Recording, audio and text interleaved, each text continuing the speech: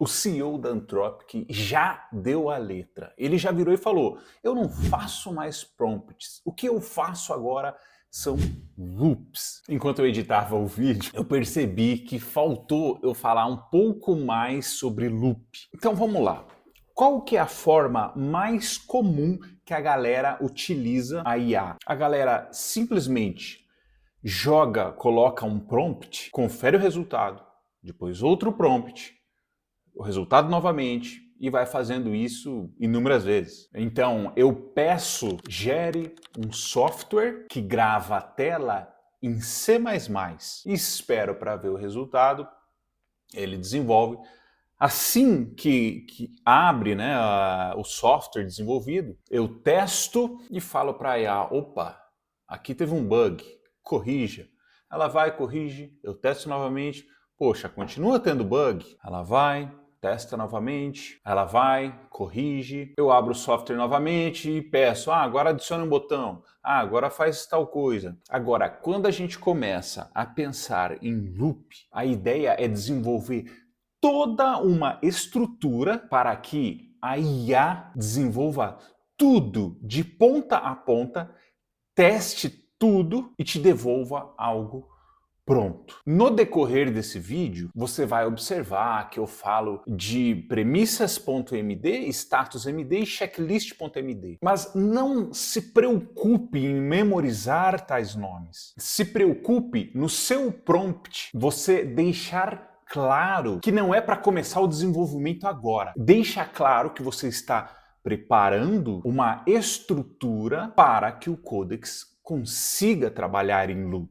O arquivo de premissas.md, ele é muito importante e só um exemplo de uso desse arquivo, nesse meu caso aqui, no software de gravar tela, está lá na premissa que eu preciso ter um software instalador para o meu usuário final. E esse software instalador, sempre ele deverá ter absolutamente tudo que o usuário precisa. Precisa de uma DLL XYZ.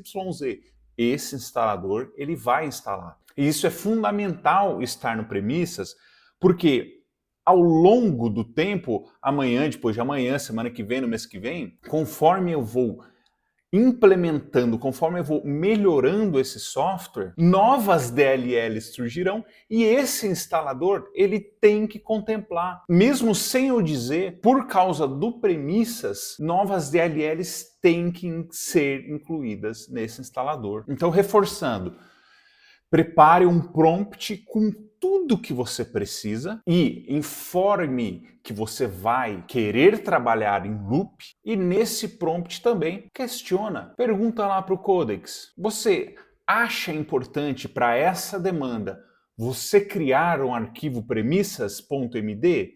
Se sim, então crie. Então agora a galera só fala de loop. E eu vou demonstrar aqui como trabalhar com loop dentro do Codex. A galera tem a impressão que com loop você vai consumir muito mais crédito. Não é essa a impressão que eu tenho. O que eu acredito é que ao invés de você trabalhar ali por 2, 3 dias num projeto, você vai trabalhar bem menos. Ou seja, a IA ela já traz uma produtividade enorme para você. Agora, quando você implementa o loop, você ganha mais produtividade ainda. Eu vou demonstrar um exemplo de loop em uma aplicação que eu pedi para o Codex desenvolver. Hoje em dia, tudo que eu tenho de necessidade de software, preciso gravar a tela do meu PC, para coisa simples, não para YouTube. Eu abria um software chamado OCam. Eu virei e falei, não, eu vou desenvolver o meu próprio software. Tudo que eu for precisar, eu vou desenvolver o meu próprio software. Eu gosto disso. Isso é o meu hobby. Então presta atenção na lista enorme, no prompt enorme que eu criei ali para o Codex. Inclusive agora é ChatGPT. Eles mudaram o nome, tá? O ChatGPT Codex, algo assim. Eu coloquei aqui uma lista com 11 elementos. Eu não vou ler todos, mas só como exemplo. Preciso que desenvolva um software em C++ que grave a tela. formato do vídeo deverá ser MP4, precisa existir botão de gravar, enfim, são ali 11 itens. Diante disso, ele me sugeriu criar esse arquivo premissas.md, arquivo que tá lindão. Ele lembrou ali de adicionar vários pontos que eu não lembrei. Aí então, eu questionei ele. Falei, beleza, agora para você trabalhar em loop, para certificar de que tudo do premissas.md foi feito, o que a gente precisa? Porque precisa de um arquivo checklist.md, o arquivo status.md. Só que, meu caro, na hora que você estiver na frente do seu codex, você não vai se lembrar disso. Só que o seu codex, ele sabe disso. Ele vai te lembrar disso. Então, ele virou e falou, crie checklist.md, crie status.md, de acordo com o que você acredita ser necessário. Ele criou os dois arquivos, eu revisei eles, lindo, maravilhoso. Aí, novamente, eu fiz mais um pedido ao Codex. Agora que criou esses dois novos arquivos, me sugira um prompt para que o sistema trabalhe em loop até ter o software finalizado. Então, assim, você está entendendo que o próprio Codex vai te ajudar nisso? Ele está preparado para isso, ele conhece os arquivos .md que você precisa, ele sabe o prompt, ele sabe tudo. Então vai trocando ideia. É importante você se adequar à nova forma de trabalho. E a nova forma de trabalho consiste em trabalhar em loop. É mais produtivo. E outra coisa, o Codex agora, com essa nova atualização, ele não reseta em 5 horas. Agora ele está focado exclusivamente no crédito semanal. Pode ser que esse crédito esgote antes?